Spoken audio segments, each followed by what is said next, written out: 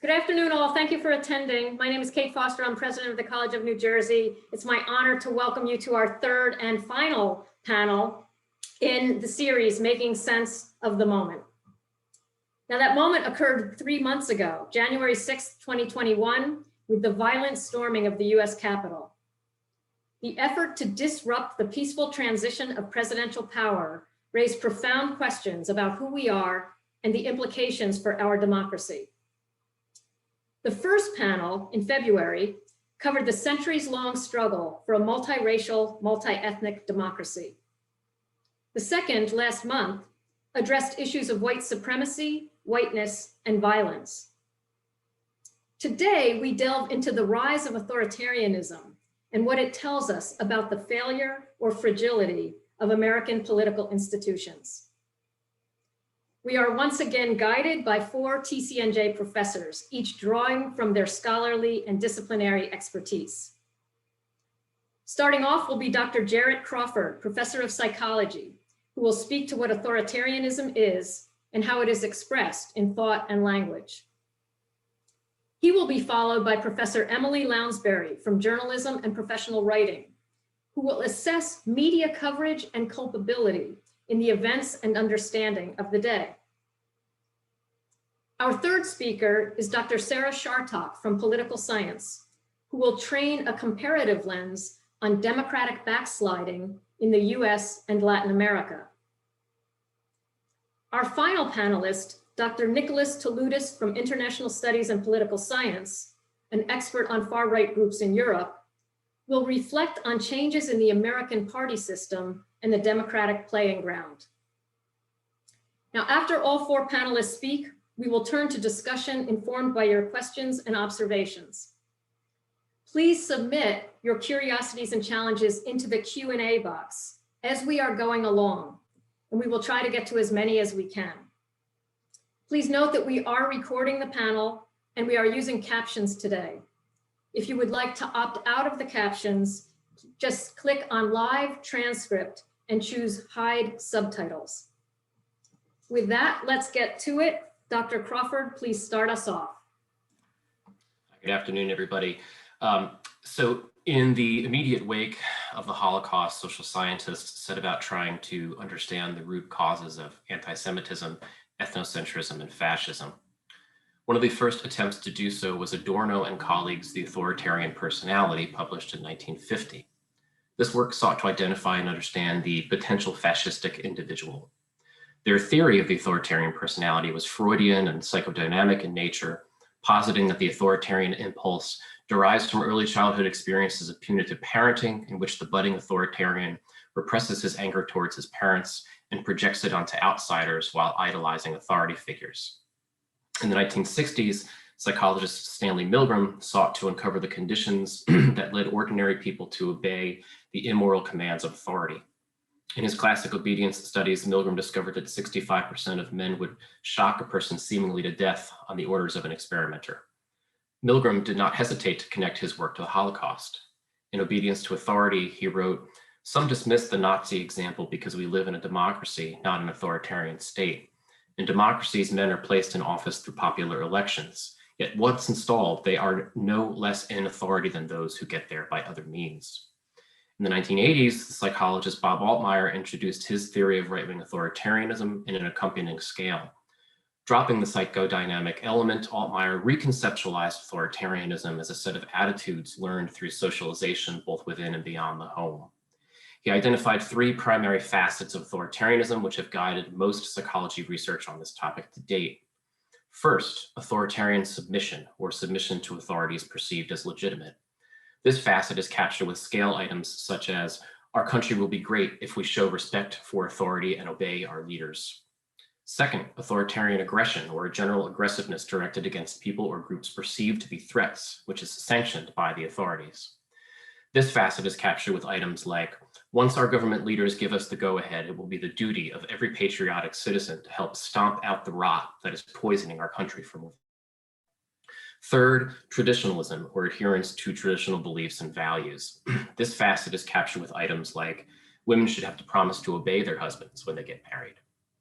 Some items capture 2 or even all 3 facets, such as, Our country will be great if we honor the ways of our forefathers, do what the authorities tell us to do, and get rid of the rotten apples who are ruining everything. I have studied the psychology of authoritarianism for 15 years. What struck and terrified me in observing Trump's political rise was how much of his behavior embodied the three facets of authoritarianism, most concerningly submission and aggression, and how much of his rhetoric seemed stripped straight from the right-wing authoritarianism scale itself. Regarding submission, consider Trump quotes such as, "Our country needs a truly great leader, and we need a truly great leader now. We need a leader that wrote The Art of the Deal. We need somebody that can take the brand of the United States and make it great again. They say I have the most loyal people, where I could stand in the middle of Fifth Avenue and shoot somebody and I wouldn't lose any voters. It's like incredible." Regarding aggression, consider quotes such as, "The fact is I give people what they need and deserve to hear, exactly what they don't get from the politicians, and that is the truth. Our country is a mess right now, and we don't have time to waste on being politically correct. I'm very angry because our country is being run horribly, and I will gladly accept the mantle of anger. Our country is being run by incompetent people, and yes, I'm angry. I'm angry because our country is a mess." Of protesters at his rallies, he said, "You know what I hate? There's a guy totally disruptive, throwing punches, and we're not allowed to punch back anymore. I love the old days. You know what they used to do to guys like that when they were in a place like this? They'd be carried out on a stretcher." It's important to recognize that not only do all of these remarks predate the January 6, 2021 insurrection at the US Capitol by Trump's followers, they predate the November 2020 election itself. In other words, his followers had long heard him express grievances against his perceived enemies and condone violence against those enemies on his behalf. After he lost the election, these statements only intensified as he and his allies fed his followers the lie that the election was stolen and called on them to do something about it.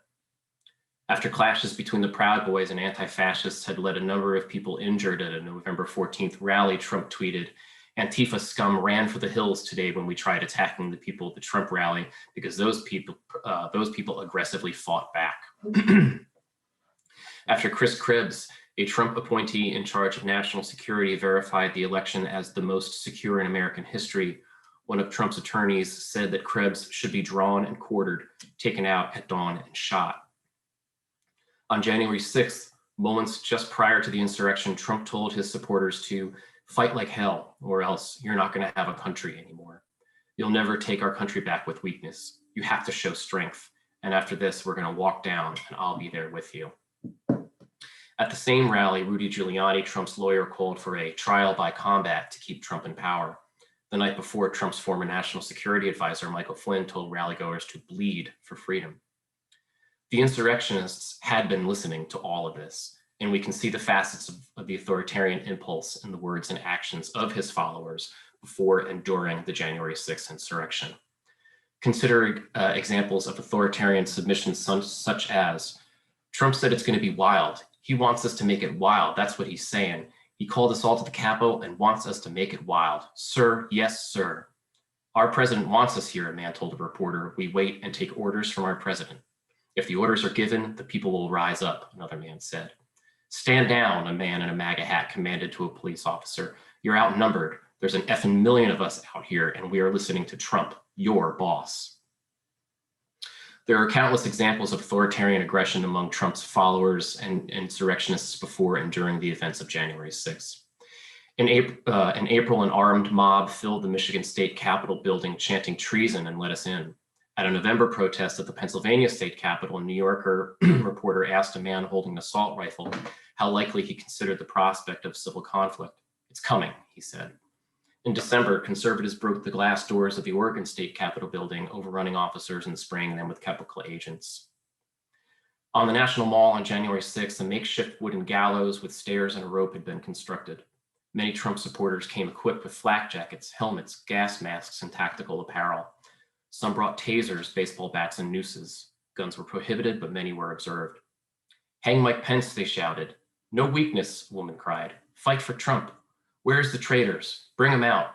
Bring out these effing sea-sucking commies. Bring them out. We have guns too, mother effers," one man yelled at the police. "We need to come back with guns," a woman said into her cell phone. "One time with guns, and then we'll never have to do this again." Trump had long slandered the media as the enemy of the people. During his January 6th speech, he declared, "The media is the biggest problem we have. It's become the enemy of the people. We got to get them straightened out." Trump's followers subsequently attacked journalists during the siege, chasing off reporters and smashing their equipment with bats and sticks. One man suggested that journalists be killed. "Start making a list. Put all those names down and we start hunting them down one by one." Others shouted, "Traitors to the guillotine," and "they won't be able to walk down the streets." I hope I've made the case clear that the insurrection didn't start on January 6th. It began long before that, with the repeated and deliberate authoritarian rhetoric of Donald Trump and the willingness and readiness of his supporters to follow him down his conspiracist rabbit holes of election fraud to their inevitable conclusion: an anti-democratic assault on the democratic process, a siege of the US Capitol building in a deliberate attempt to prevent Congress's confirmation of President Biden's victory, and a violent insurrection that left 5 people dead and scores of others injured. Just as the insurrection did not begin on January 6th, it didn't end on that day either. What Trump now lacks in office, he still holds in influence. In an April 2021 Reuters Ipsos poll, 80% of Republicans still support him. More worrisome is that 60% of Republicans believe his lie that Biden's victory was due to widespread voter fraud, and half of Republicans believe that the January 6th siege was largely a nonviolent protest or done by left-wing activists trying to make Trump look bad. The authoritarian impulse still exists in some of his most ardent followers, who, as the political psychologist Karen Stenner notes, are alarmingly easy to nudge into anti-democratic action. As one insurrectionist declared at the Capitol steps, "We're at war. Mobilize in your own cities, your own counties, storm your own Capitol buildings, and take down every one of these corrupt mother effers." Thank you. Thank you, Dr. Crawford. That is that recitation of the remarks. It's powerful rhetoric, and it's particularly powerful in the context of the social psychological scales that you talked to us about authoritarianism. So thank you very much for that. You mentioned several times the media and comments made about the media. And with that, it is my pleasure to introduce Professor Emilie Lounsberry, who will say a bit more about the media at that day. Thank you, President Foster. It's really an honor to be part of this such an important discussion. So the news media, AKA fake news, enemy of the people, media mob. These are just some of the aspersions cast upon journalists in the age of Trump. But even before Donald Trump took aim at reporters, polls were already showing that trust in the news media was falling. It had been on the decline for some time. By the time he took office, there were other factors playing out as well. First, social media and its wrecking ball of nastiness and partisan bickering was on the rise. Second, and very importantly, financially strapped news organizations were shutting down, cutting staff, or closing bureaus. The number of newspapers declined substantially across the United States and left some communities in what we now call a news desert, a place with no reliable source of news and information. And finally, more and more Americans, especially older ones, were tuning into deeply partisan cable news. Fox News in particular has been smearing journalists relentlessly for years and years. The media mob, the lamestream media, I could go on and on. But even the most respected profession would have a hard time surviving that kind of defamatory attack. So unfortunately, for a lot of people, the bottom line is that you get confused. You don't know where to get reliable information, or you've been propagandized into thinking that the news media is bad. Nearly all of these factors work to Trump's advantage. The growing disdain for journalists, as Jarret just pointed out, was evident at the Capitol on January 6th. Reporters, photographers, and camera crews were threatened. Equipment was damaged. There was even a handwritten threat, "Murder the media," scrawled on the doors, one of the doors of the Capitol. This is all the more disturbing, of course, because we know that one tactic used by authoritarian regimes is to try to undermine the media so that citizens will doubt the information. Trump clearly did that, undermining an important institution that is a foundation of our democracy. But January 6th also highlighted what did not happen back in 2000 during the epic court case of Bush v. Gore, which was the last time that the outcome of the presidential election was really last in serious question. I covered that court case, and it went on for almost 6 weeks, and it seemed like the never-ending battle for the White House. And it was ultimately decided by the Supreme Court. So what happened next? Candidate Gore accepted the outcome. George W. Bush became president. There were no accusations of election fraud, no calls to stop the steal, and certainly nothing like what happened on January 6th. American political institutions were certainly challenged even back then, but it was so much more, what is the word I'm looking for? Less scary. And that makes a difference. So moving on to the Trump presidency and how it was covered, let me first say that I certainly can't defend every reporter and every news organization and the decisions that were made. There are many sectors within the news media. But I do think that there will be some soul searching going on in the news profession about how we covered Trump. And I want to mention something that was that ran on page 1 of the New York Times back in August 2016. It was a column written by then media columnist Jim Rutenberg that I now think of as so prescient. But this is what he wrote back in 2016. Quote, "If you're a working journalist and you believe that Donald J. Trump is a demagogue playing to the nation's worst racist and nationalistic tendencies, that he cozies up to anti-American dictators, and that he would be dangerous with control of the US nuclear codes, how the heck are you supposed to cover him?" Rutenberg went on, because if you believe all of these things, you have to throw out the textbook American journalism has been using for the better part of the past half century and approach it in a way you've never approached anything in your career. If you view a Trump presidency as something that's potentially dangerous, and this is still Jim Rutenberg, then your reporting is going to reflect that.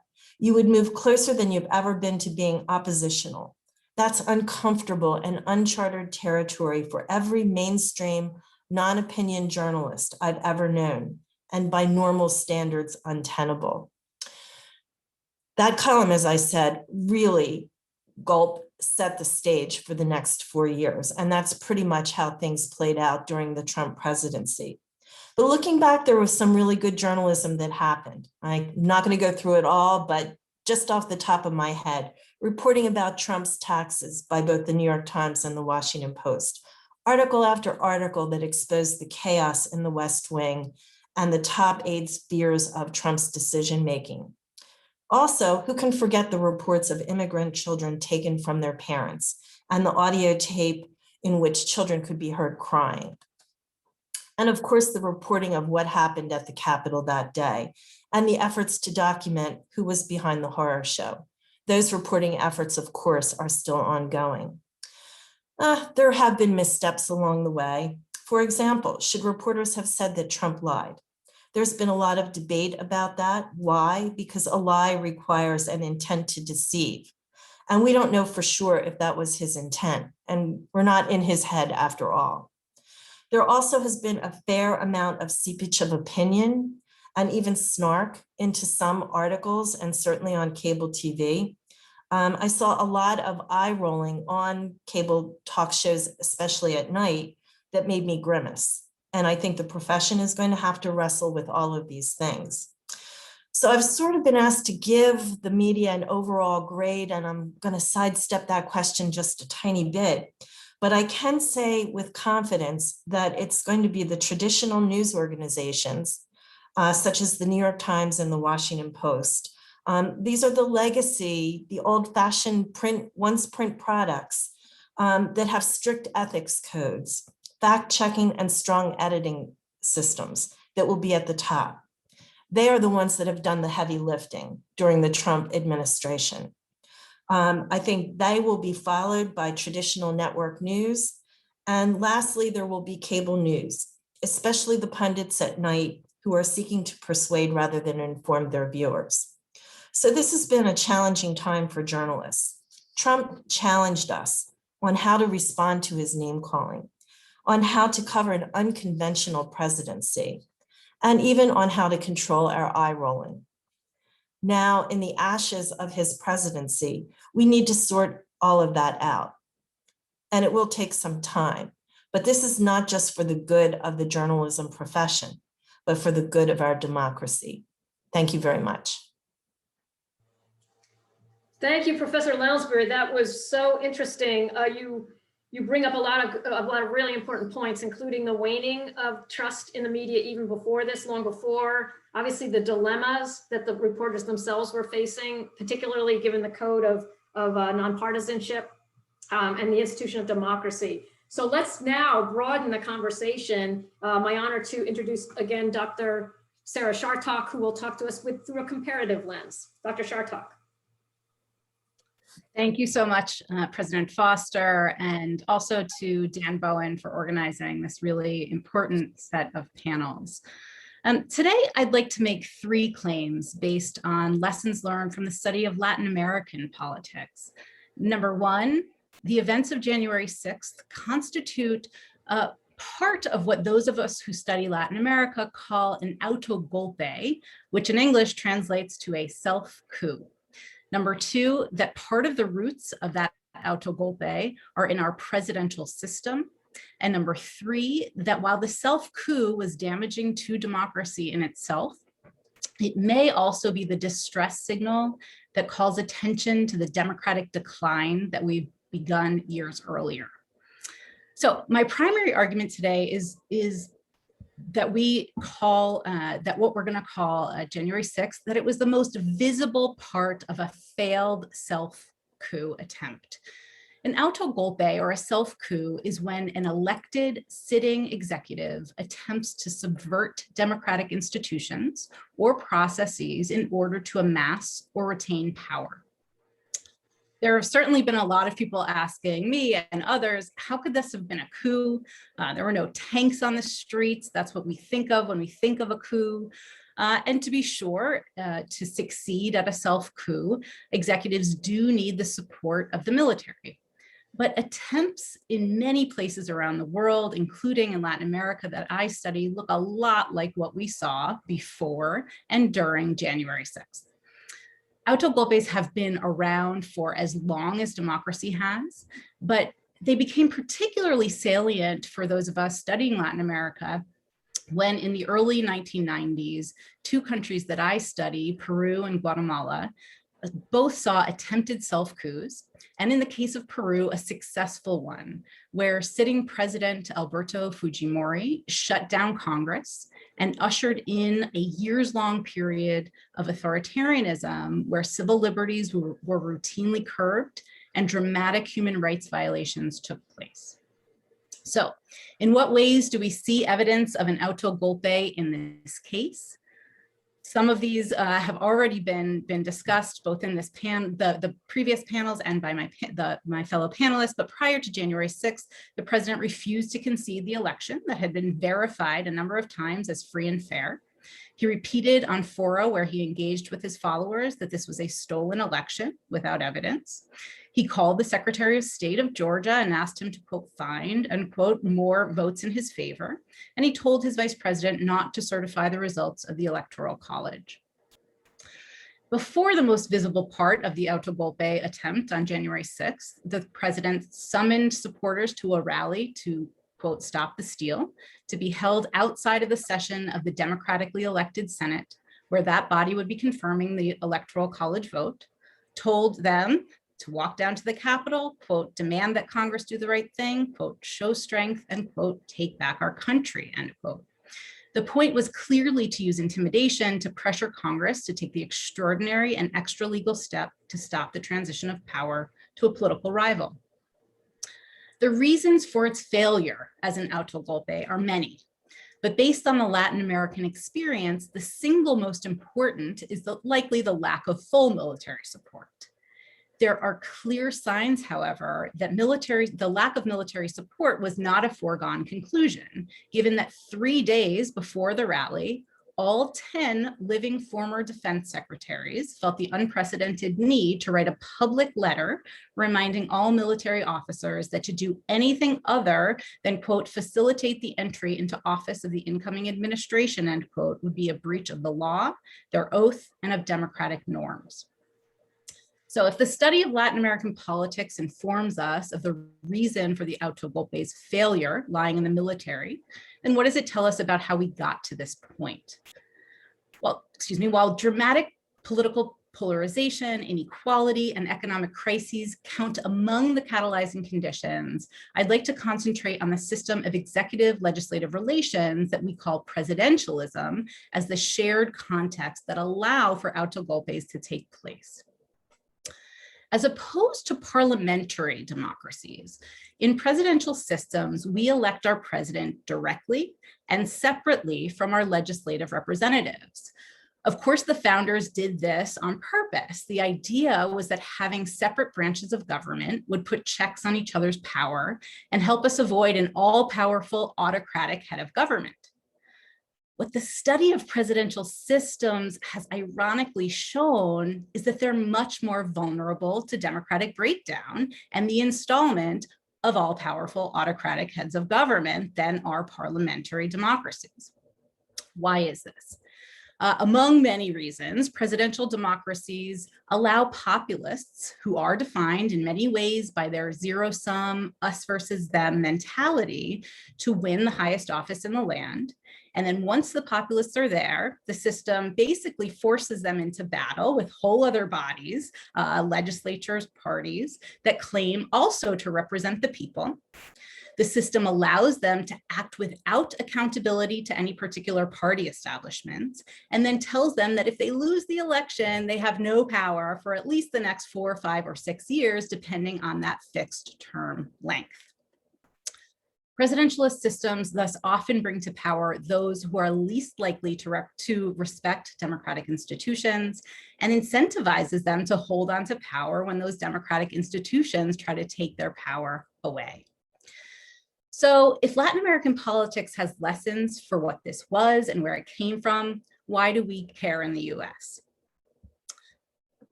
Indeed, political scientists have shown that regardless of whether a self-coup succeeds or fails, democratic decline tends to follow.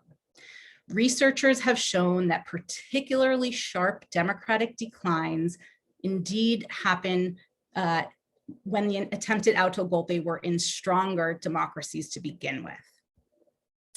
This auto golpe comes as part of a much longer trend of democratic decline in the US and around the world, where once several decades ago, some political scientists assumed that democracy was the end point for all countries. Empirical trends now show that many of what were considered the strongest democracies have taken steps toward authoritarianism. Indeed, the most respected organizations that measure the extent of democracy in countries around the world have all downgraded the United States in the past several years. For example, while it was once considered a full democracy, like Chile, Uruguay, and South Korea now are, as of 2020, the Economist Intelligence Unit has categorized the US as a flawed democracy in the same category as Peru, Tunisia, and Greece. In many ways, the fact that for the past few years, democratic declines have not been accompanied by tanks rolling down the streets has hidden just how much decay has taken place. Indeed, as one expert on democracy has written, slow slides toward authoritarianism often lack the bright spark that ignites an effective call to action. The attempted auto golpe is part of this democratic decline and also further inflicted damage to our democracy. Presidents of the United States now have precedent to subvert the peaceful transfer of power and to contest the results of free and fair elections. Let me, however, end with a possibly more optimistic question, which is, will January 6th be that spark that shone a light on the decline that our democracy has undergone for years and ignites an effective call to action. Thanks.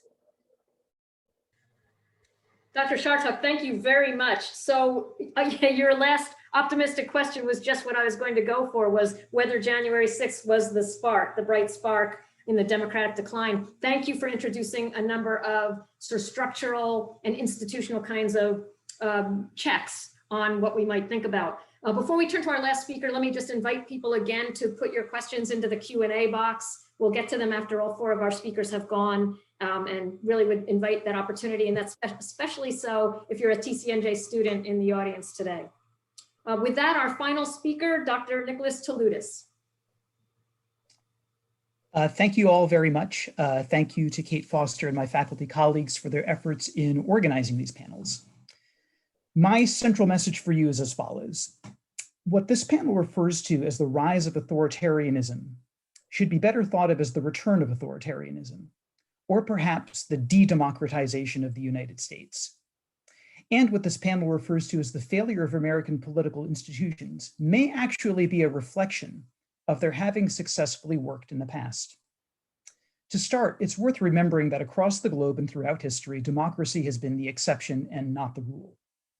Only during the 20th century did democracy become a relatively common form of governance. Only during the 20th century did literate publics in the United States and Europe come to see democracy as both achievable and desirable.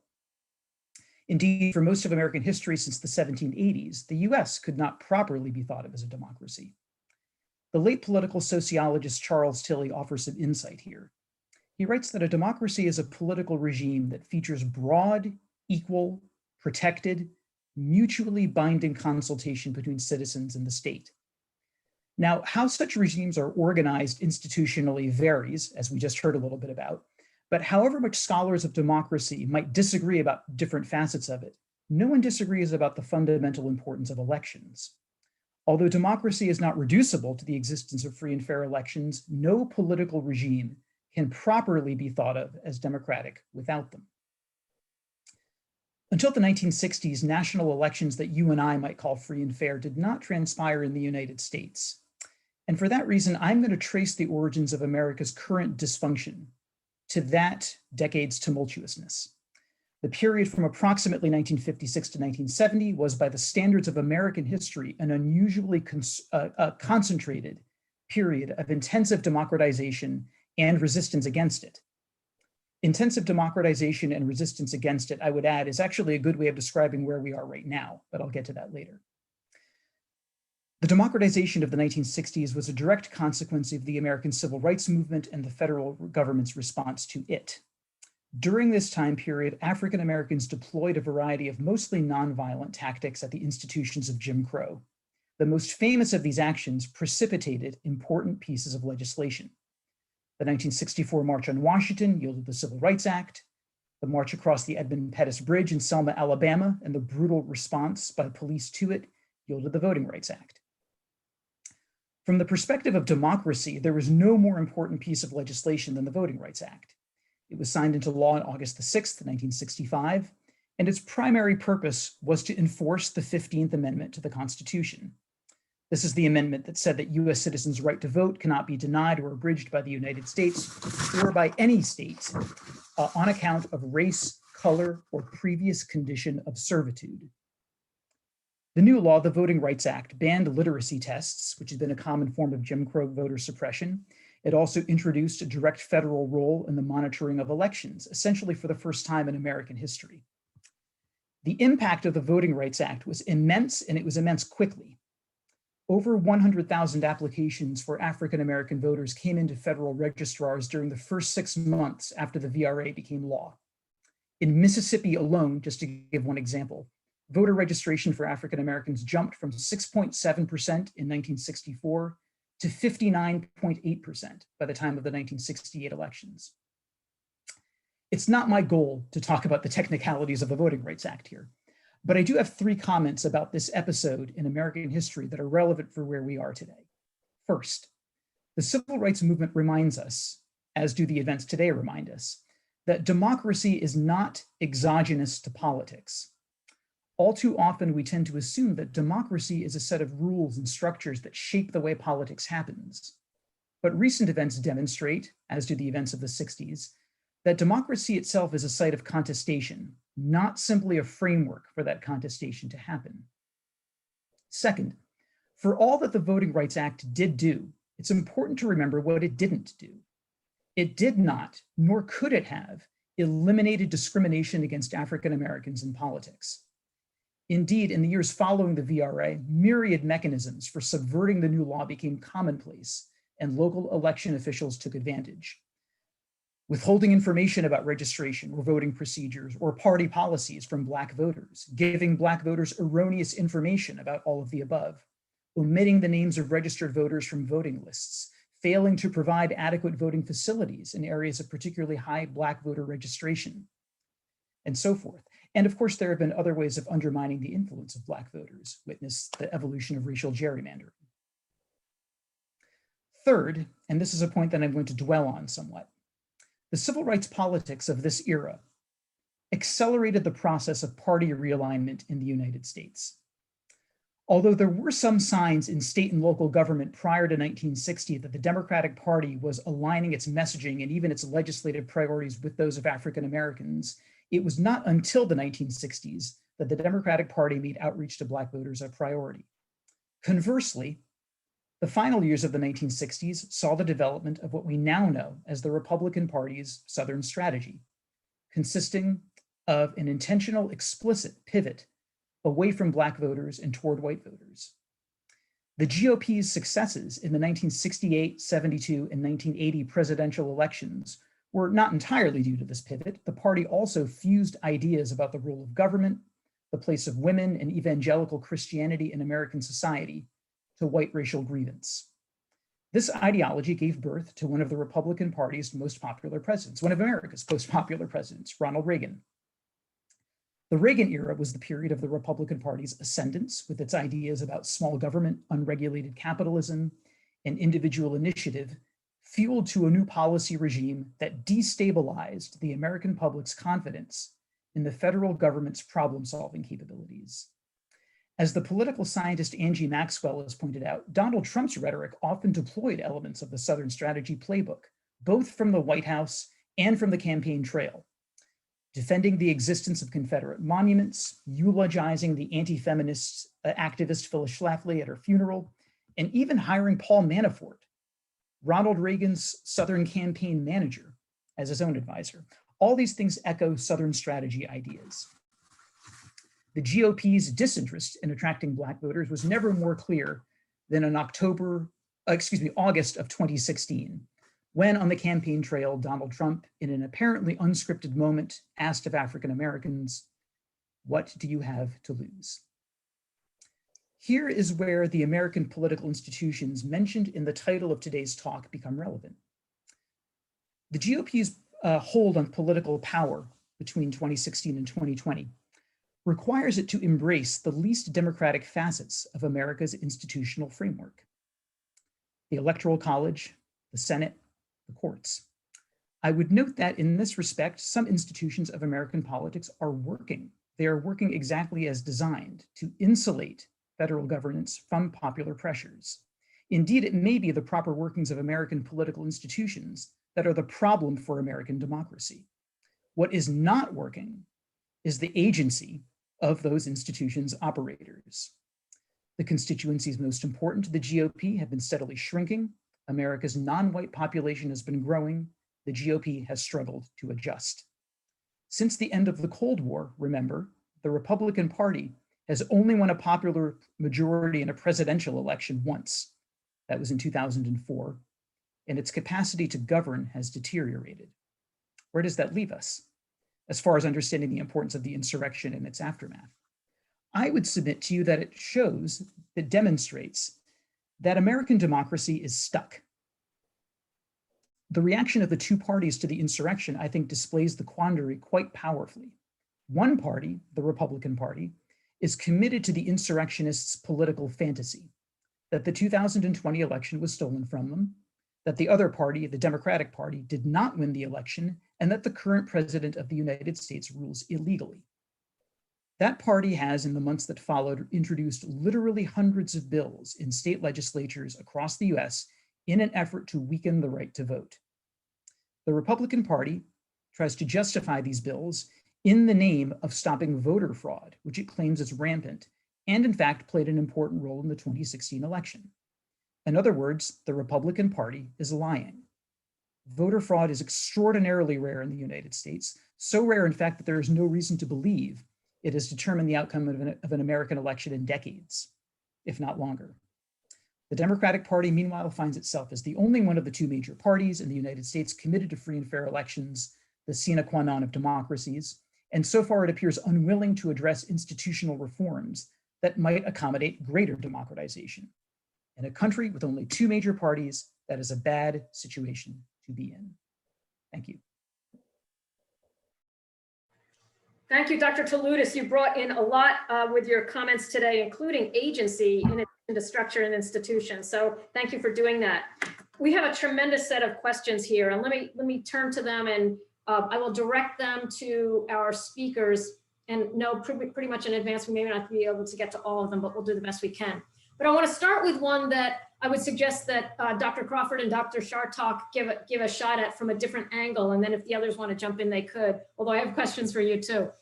And this is a question that says, a recent piece in The Atlantic argued that, quote, the next authoritarian will be much more competent, unquote, than Trump. Are there enough breaks, structural and institutional, in our society to avoid electing another more competent demagogue who harnesses authoritarianism to run the country? And I'd like to ask Dr. Crawford if he would come in sort of from that social psychological side, demagoguery, and if Dr. Chartock would come in from sort of the structural institutional side. And then Dr. Toloudis, if you have something to add, I'd invite that as well. Yeah, thank you. So certainly, so I'm familiar with those arguments, and certainly that's a scary prospect, right? We saw the Trump administration fumble the many ways in which they could have been more effective in their goals. One thing that I think makes me sleep a little better at night, I suppose, is the idea that there doesn't seem to be, at least now, a sort of lightning rod figure that those on the right can rally themselves around. There's certainly discussion of, was Trump unique in the way in which he governed, and I have doubts as to whether someone else could come around like that, but I'm not 100% sure. In terms of the structural issues, I think I'll leave those to my colleagues in political science. Thank you. So, I mean, I think there will be, given, looking at Latin America, and there's lots of reasons not to compare Latin America and the US as comparativists would note, but looking at presidentialist systems, they invite them, right? And now that we see how much they invite them, of course, there's going to be someone else that tries to utilize that to get to power. So I think I agree with the assessment that there will be in this, given that we'll probably be a presidentialist system forever, that there probably will be other populists. Do we have enough safeguards? There have been institutions that were very strong throughout this process of this auto golpe, right? Particularly given that our Supreme Court, which was very much obviously affected by the Trump administration, lots of Trump appointees, said that this was a free and fair election, right? Stopped the idea that this auto golpe could go further. And so I think, given that the Supreme Court, given that the number of courts that turned down all of these lawsuits, and I think having a very, very strong well, in some senses, opposition party really mattered here, right? Having a party that is well funded, the Democrats, right? Very, very large. That political institution was obviously very, very important, a very important safeguard as well. And that is often what isn't existing when you have even more effective populists is an effective opposition institution, as there was in this case. That said, I do want to talk just really briefly, give you all a piece of reading to do, which is the book How Democracies Die by Levitsky and Ziplat, which has been very widely sort of on all kinds of media, but they make the argument that two norms of democracy have been battered in the last, not just 4 years, but 10, 20 years, which are the norms of forbearance, of not doing every single thing that you can do to the opposition has been battered, as has the norm of mutual respect, as polarization has gotten wider and wider. And that with those falling norms of forbearance and mutual respect, that a more effective populist would have a much easier time sort of riding a more effective movement to power. Great, thank you so much. All right, Professor Lounsberry, we have a number of questions about the media and some of your comments today. So let me see if I can combine three things, all of which are directly from our audience here. First is a comment about, look, one of the successful strategies of Trump and perhaps others was to flood the zone with outrages, great and small, and the press always took the bait. And as a result, it failed to hold Trump or others to account for any of the comments. So the question is going to be, how could the press be more effective there? But as you're thinking about that, let me add a couple of other comments that have come in about the media. So one is about, taking the bait. The other is about, let me see if I can find it quickly, the media as a persuader. You said in your comments that guests on things like Fox News or CNN or MSNBC try to persuade rather than inform audiences. But as a question for the media, why downgrade persuasion within the full range of journalistic discourse? So first question about bait, second a question about, sort of the role of persuasion there. And then third is a comment or a question, several that have come in about particular things that the media said that were not true or that turned out to not be true, fact-based things, whether it's about, I can't find them all right now, but numbers of things. An example would be maybe that number of homicides from the January 6th event, which was reported differently by different entities, et cetera. So the question is really about the media standing there as sort of an important institution of democratic institutions. There's a lot on the table right now, Professor Lounsberry, but could you comment on what you've heard and say a little bit about those thoughts?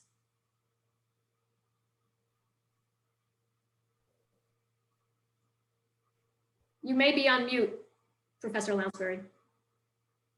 Sorry about that. Okay, I think I'm back.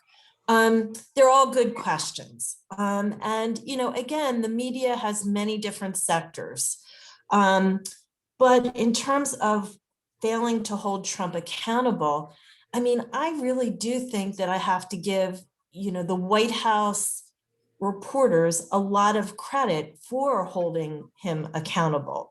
This was no walk through the park by any stretch of the imagination. And I still go back to that Rutenberg column because he really did predict kind of the tone of coverage and the many questions that came back. So I don't really see that so much as a failure. The media as a persuader, there is a place, of course, in journalism and media for commentary and opinion and all of that. I've never been part of that. So I very much am of the persuasion that, let's get the correct information out there. Let's do our best to fact check it as much as we can. and let's own up to our mistakes when we make them, as a way to to further the discourse. Our founding fathers, they just wanted us to have all this ability, free speech, free press, free everything. The idea being that, the best ideas would come of that. So I think on the opinion side, there has been really good commentary as well. I guess maybe I don't see it so much on in some parts of the nighttime cable news, where I do think that the level of discourse could be a little bit higher.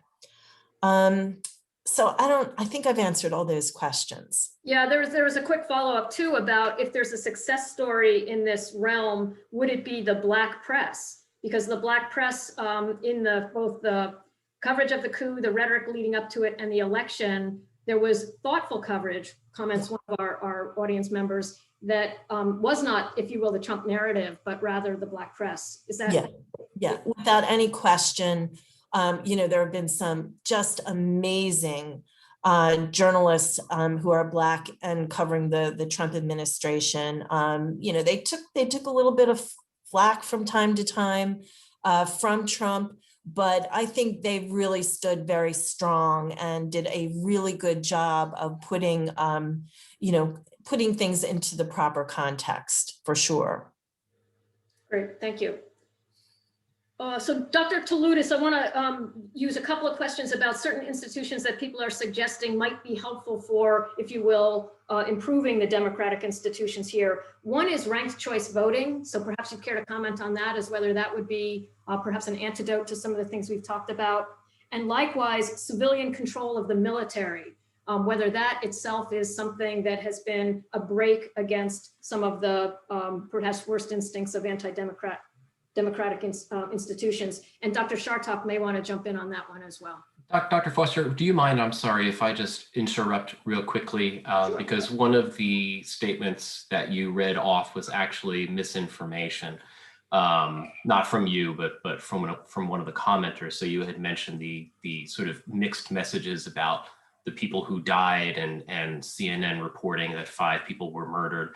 CNN never reported that 5 people were murdered. 5 people died, and CNN's reports on January 8th confirmed that the way that they reported it was that there was one homicide that was one of the officers. There was the death of one of the protesters who was shot by the Capitol Police, and there were 3 medical emergencies. Those were all reported by CNN on January 8th. There was a commenter who suggested otherwise, and that is a lie. Thank you. Thanks, Jarret.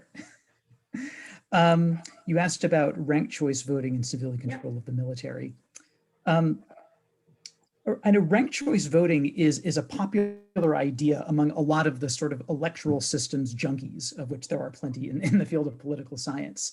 One of the dilemmas behind ranked choice voting, and one of the reasons why I think its critics, I think, have, one of the things I think its critics are correct about, is that it tends to be a system of elections that requires a higher level of information than most voters generally have. Because it requires voters to know enough about candidates such that they could rank order them effectively. I mean, I like the idea of it because it gets at something that seems intuitively right to me, which is that the magnitude of my preferences should matter in a voting booth. That makes sense to me. But as an institutional reform, I mean, the devil would be in the details as to exactly how it gets implemented. But I think that the downsides of it, I think, would sort of outweigh the positive side of it. With regard to civilian control of the military, I'm going to defer to Sarah. Yeah, I mean, the answer is yes. We absolutely is an institution. I mean, it is so important that Latin Americanists. So what Dr. Toloudis had said is shared among all democracies are elections, right? Free and fair elections. It's interesting that Latin Americanists have added civilian control of the military to the definition of democracy. So much so that we call it sort of the procedural minimum includes this idea of civilian control of the military for this reason. Now, I am a Latin Americanist, so I was having to kind of look at what was happening with the military, because that was so key to January 6th. And it's really interesting, you know, there were, as probably a lot of people know, there were lots of calls from the Capitol Police to the Secretary of Defense to allow for some of the military to come in, which were not answered, right? So yes, civilian control matters. I don't think if that's civilian, right? If the civilians that have been placed in the sort of official capacity to oversee that, though, are sort of appointees of a populace, it's not always going to be enough, I would say. And so, yes, it absolutely matters, but I don't think it's necessary, but not sufficient, I would say. Great. So now I want to, I know we're running out of time, but there are a couple of other themes and I want to get to both of them. And the first theme that comes in a number of questions is about sort of a compare and contrast of the protests that were happening both on January 6th at the White House or at the Capitol, and the protests that were happening in the streets on US cities around Black Lives Matter and other things. And we've heard this question before, but in the context of this panel, I want to ask it again, and I'll do it with the audience comment. So, for example, I've seen many of my conservative family members seemingly using the widespread protests around this time last year as a justification for the Capitol insurrection. I'm curious to know how you'd compare the two, or if you believe they're comparable in any way. So that's one angle on this question. Another says, why is it that the insurrection is looked down upon by the left, as it should be, while the multiple protests, which led to riots, multiple deaths, and small businesses destroyed, are often looked at as progressive events that are good for the country? I'm using those two questions to stand in for a number of people who have commented on that compare and contrast moment. So let me start with Dr. Chartock. You're still up. Is there a compare and contrast here with your work, and any comments on that? And then I'll go to any of the other panelists as well.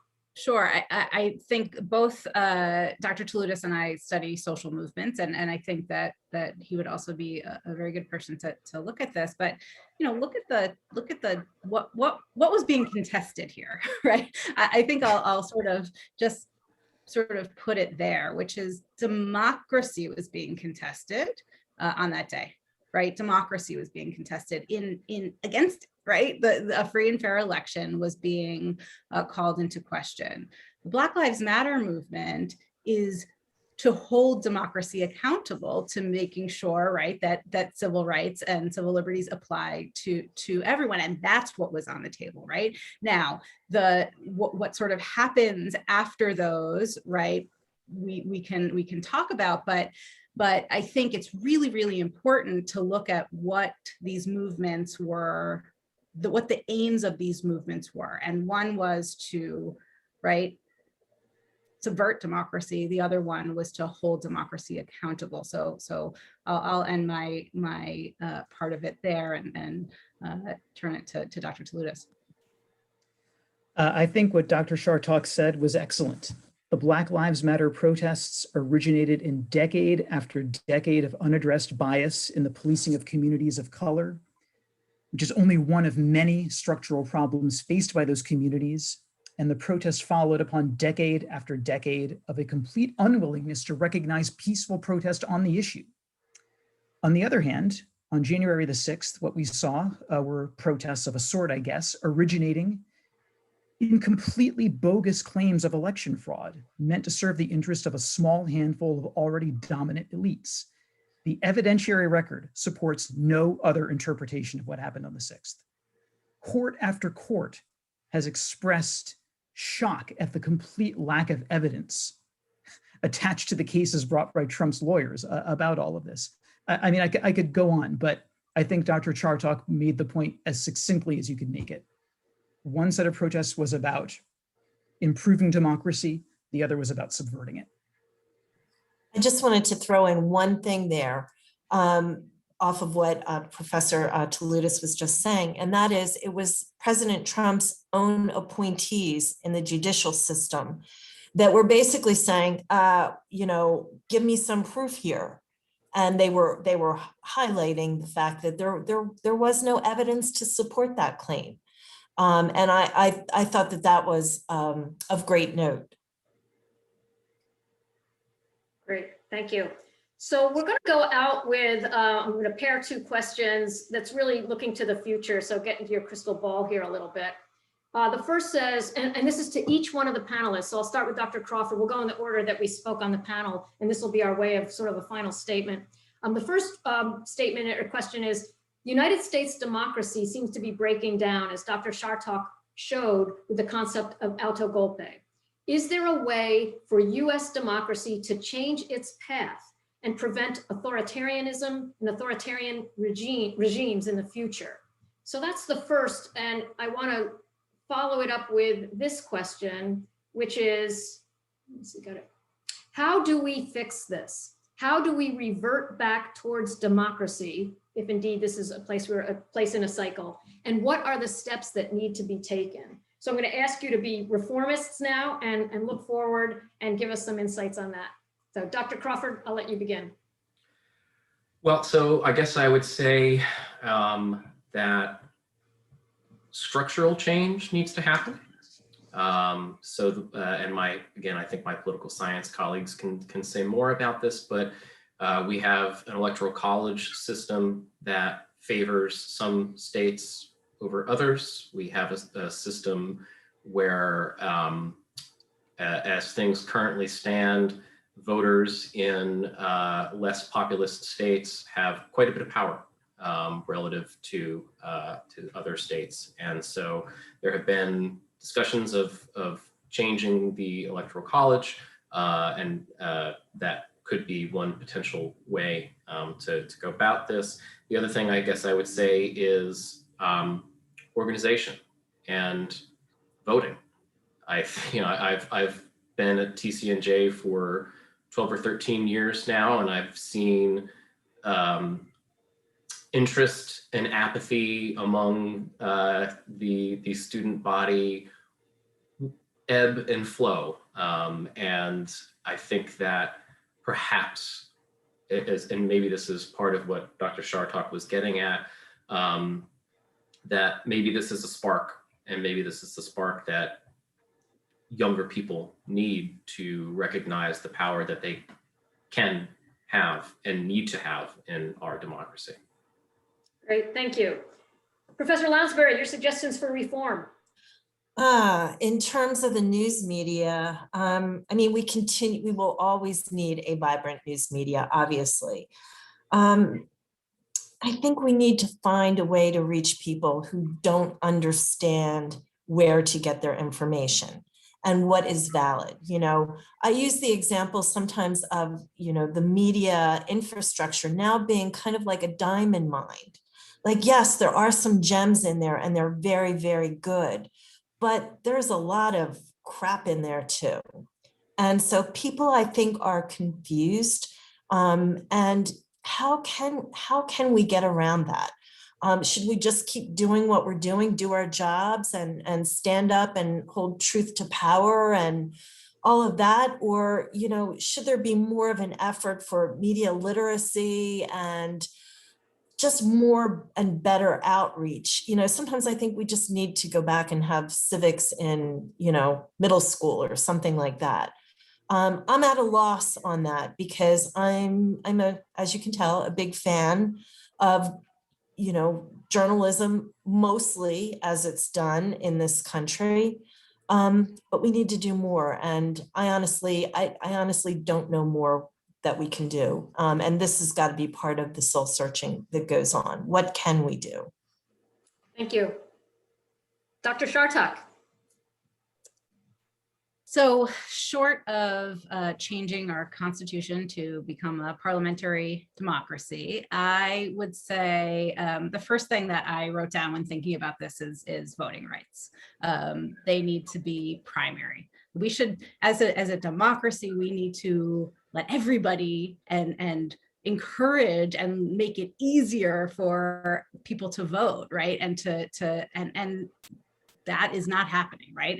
It's sort of where we get our lowest marks as a democracy, is how hard it is to vote in this country, and how discouraged particular groups of people are from voting through our system, through voting restriction laws. And so I would say that voting rights is where part of this is, and to notice too when things are happening, right? Notice where the democracy is. When I first showed my students where the US falls in terms of the rankings of democracy, I think a lot of people were shocked, right? They assumed we were high up on the list, and in fact we're not. And so notice where we are. And I think if people notice, I think people care about this being a democracy. And if they notice that how far it has slipped, that perhaps they'll start doing more about it and speaking more about it and noticing it. Thank you. And Dr. Toloudis, your suggestions for reform. Well, as you might guess by what I decided to focus on in my talk, I would echo much of what Dr. Chartock said. I think voting rights, they can't be overemphasized how important they are, and how they've been jeopardized. And I mean, we're staring at it right now when we read the news. Efforts at undermining existing rights are being made every day right now at the level of state governments. So yeah, I would just echo that. As somebody who studies modern Europe more often than not, parliamentary regimes do seem to have a better record than presidential regimes at maintaining democratic norms, at implementing policies that seem to approximate median voter demands, and a bunch of other things. But the US is far from being at a place in which that kind of change could happen. So. Well, thank you. Thank you all. Thank you, members of the audience. Your questions were excellent. I'm sorry we could not get to all of them. Thank you to our panelists. Let me thank again the sponsors of this series. That's the Office of the President, the Office of Academic Affairs, the Division of Inclusive Excellence, and the Department of Political Science. And I would be remiss if I didn't do a special shout out to its chair, Dr. Daniel Bowen. Dan was instrumental and just absolutely core to both organizing and implementing this series. Let me thank also our crack Department of Marketing as well. They did the compelling posters for this series, and also Erica Altamura and Jem Perkins in the President's Office and Provost's Office respectively, who managed the organization and the logistics for the series. We hope that this series helped us to better understand the moment, and even more important, reinforce the scholarly excellence of TCNJ. Thank you all for attending. Have a good rest of your day.